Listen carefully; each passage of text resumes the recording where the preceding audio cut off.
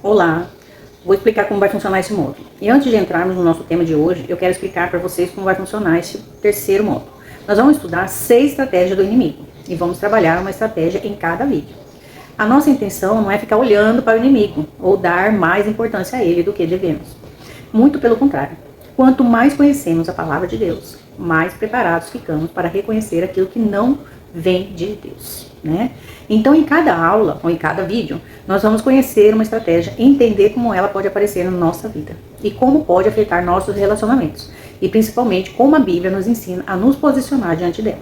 E hoje nós vamos começar pela primeira, que é o orgulho, né?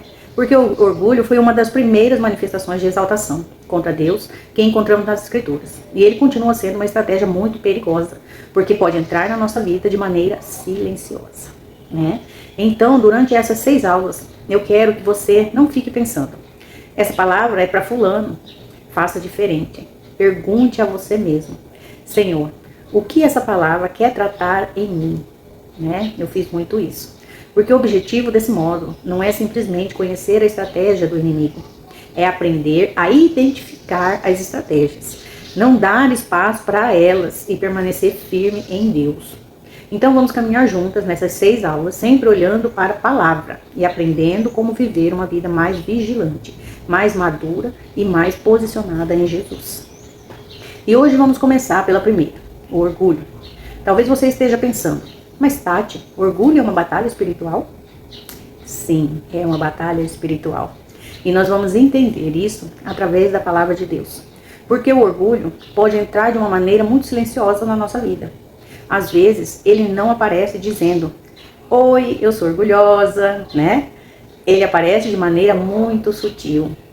Como que ele aparece? Você sabe? Assim, quando a gente fala, eu não preciso de ninguém, né? Eu sei o que estou fazendo, eu não estou errada, ele que estava errado, né? Eu não preciso pedir perdão para ninguém, eu não aceito que ninguém me corrija, eu faço do meu jeito, eu sou assim mesmo, todo mundo tem que aguentar, né? E quando nós não percebemos, o orgulho começa a ocupar um espaço dentro de nós, que deveria pertencer a Deus. Vamos começar com Isaías 14, versículo 12 ao 15. Pega a sua Bíblia. Esse texto apresenta a queda daquele que quis se exaltar. E algumas expressões são muito fortes. Eu subirei, exaltarei, subirei acima. Perceba o movimento? Eu quero, eu vou subir, eu vou me exaltar. Existe uma vontade de ocupar um lugar que não pertence a ele. E isso não ensina algo muito importante. O orgulho coloca o eu no centro da coisa. Quando o eu começa a ocupar o lugar que deveria ser de Deus, alguma coisa está errada. Né? E por isso precisamos vigiar. Como que está a nossa atitude? Né? Porque a mesma estratégia que aparece na Bíblia pode tentar encontrar espaço dentro do nosso coração. E como que o orgulho aparece na nossa vida? Né? Vamos ver isso no nosso dia a dia? Olha só, é muito fácil ouvir uma palavra sobre orgulho e pensar, isso é para aquela pessoa, né? Não é para mim, eu não sou orgulhosa. Mas hoje eu quero convidar você a fazer diferente. Pergunte para quem? Para o Senhor. Pergunta para o Espírito Santo. Senhor, existe orgulho dentro de mim? Porque às vezes o orgulho aparece quando nós não conseguimos reconhecer que erramos, né? Não assumimos o nosso erro. A pessoa sabe que falou errado, mas não pede perdão. Sabe que machucou outra pessoa, mas diz, ela mereceu, né? Sabe que precisa mudar, mas não fala, eu sou assim mesmo, eu não vou mudar, né? Síndrome de Gabriela. Recebe uma correção e imediatamente se defende, né? Bate boca. Alguém tenta aconselhar e ela pensa, quem é essa pessoa que é para falar comigo? Isso também pode ser orgulho, né? E isso é algo que precisamos observar, principalmente dentro da nossa casa. Porque às vezes uma discussão começa com uma coisa bem pequenininha. Sempre é dessa forma, pode perceber. Uma palavra, uma resposta ríspida, né? Um tom de voz mais alterado e de repente vira uma briga. Por que que isso acontece? Porque ninguém quer dar o braço a torcer. Ninguém quer reconhecer. Eu errei, eu passei do limite, eu falei de uma maneira que não deveria.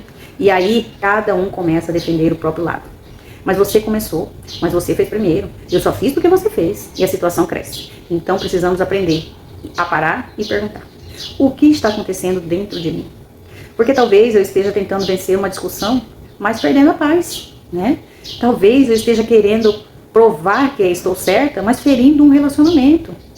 E aqui precisamos lembrar, nem toda batalha precisa ser vencida com uma Resposta, né? Às vezes a vitória é ter o domínio próprio. Às vezes a vitória é ficar em silêncio. Eu uso muito isso, o silêncio, né? Porque já fui de bater boca, então eu uso o silêncio hoje em dia. Às vezes a vitória é reconhecer.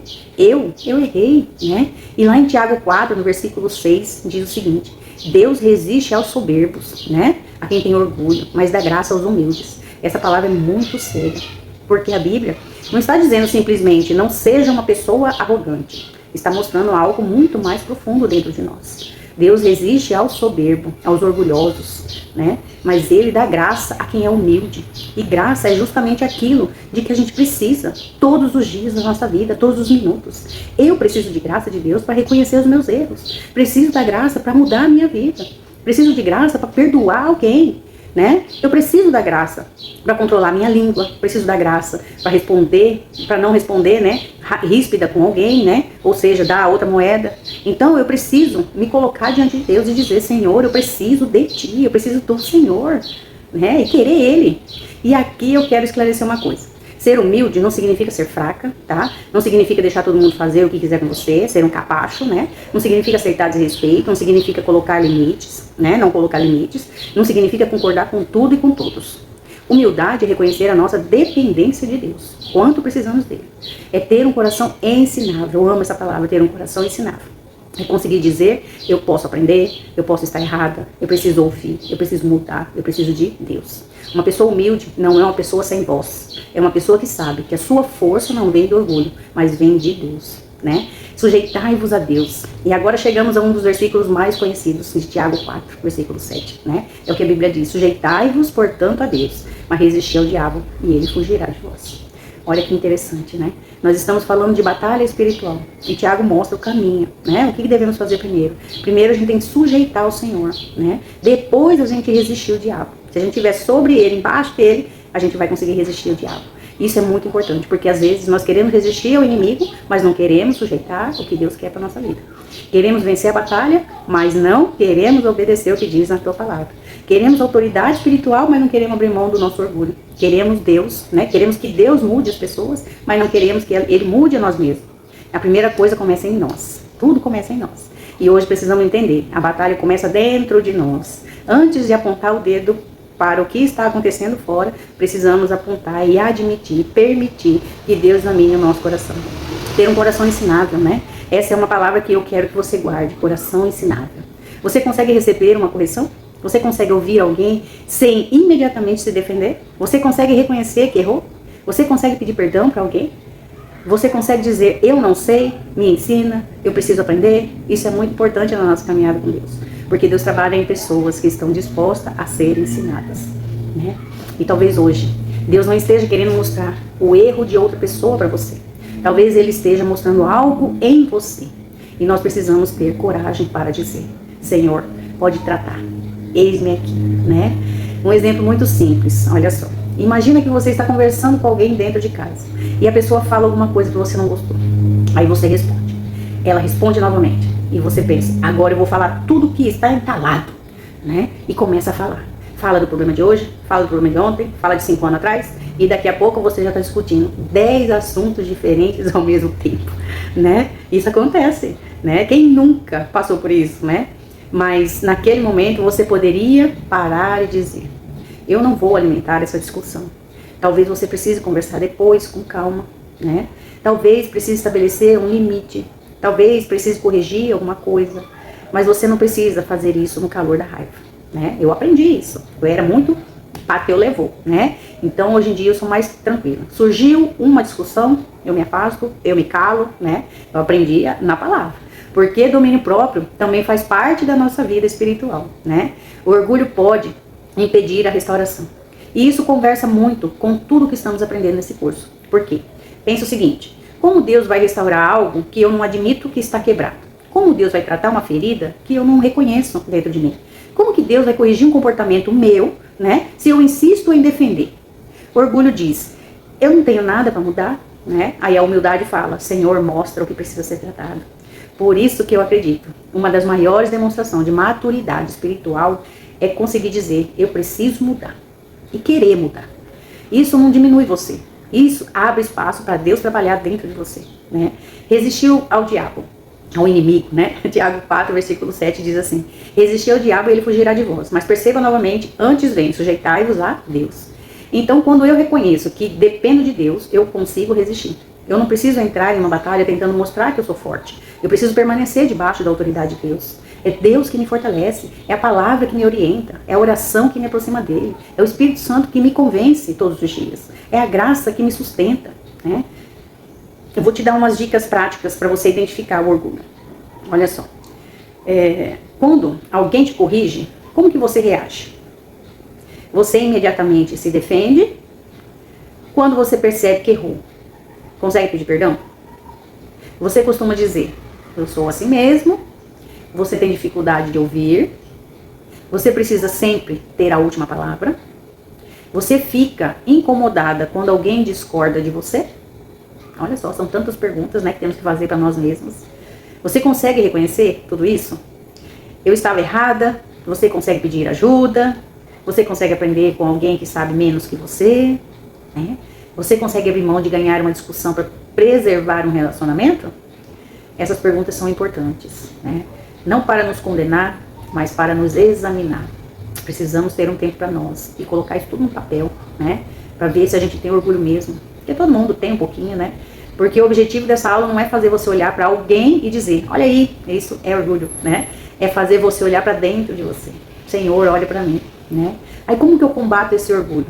Primeiro, eu tenho que reconhecer que ele está na minha vida, né? E diga ao Senhor, Senhor, eu reconheço que preciso da tua ajuda. Segundo, peça perdão. Se você errou, não fique tentando justificar tudo. Reconheça. Vá você primeiro pedir o perdão, né? Não fique esperando o outro pedir, não. Terceiro, aprenda a receber correção. Nem toda correção é rejeição. Às vezes Deus usa alguém para nos ensinar. Quarto, ore antes de reagir. Quando estiver muito irritada, não tome decisão no calor da emoção. Pare, pense, se afaste, vai dar uma orada, né? Quinto, conheça a palavra, porque ela mostra quem Deus é e também mostra quem nós somos, né, diante dele. Sexto, mantenha um coração ensinável. Diga, Deus, eu quero continuar crescendo, né?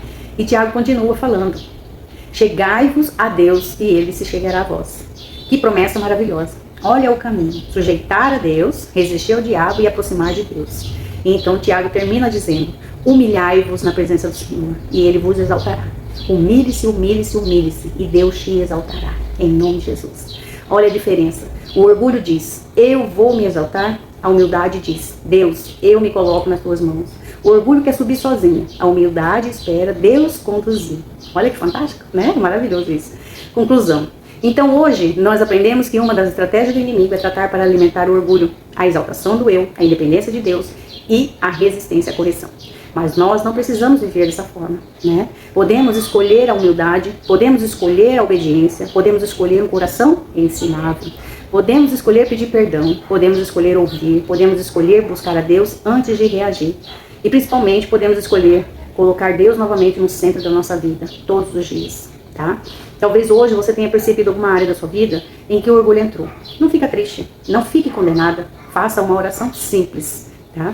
Senhor, eu reconheço que preciso de Ti. Mostra-me onde o orgulho entrou na minha vida, no meu coração.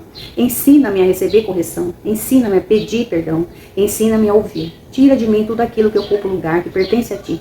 Eu quero ter um coração ensinável e humilde, em nome do Senhor Jesus. E dê uma olhadinha também lá no Salmo 139, bem no final.